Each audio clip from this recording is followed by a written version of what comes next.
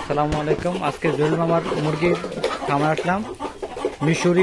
মিশরি মুরগির ডিম উনি সংগ্রহ করছে। কত পিস আজকে দেখতেছি।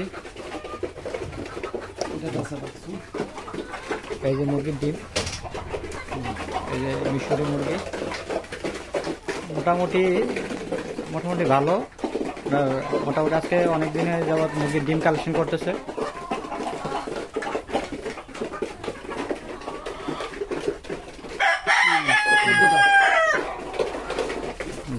আমি বিকালবেলা আবার তুলব, বিকালবেলা আশা করি আরো এরকম 15-20টা পাওয়া যাবে।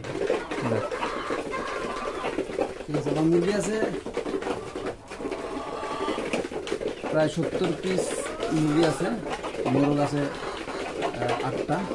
তো তার মধ্যে প্রত্যেকদিন গড়ে 30-40 গড়ে 30-40 ডিম হয়।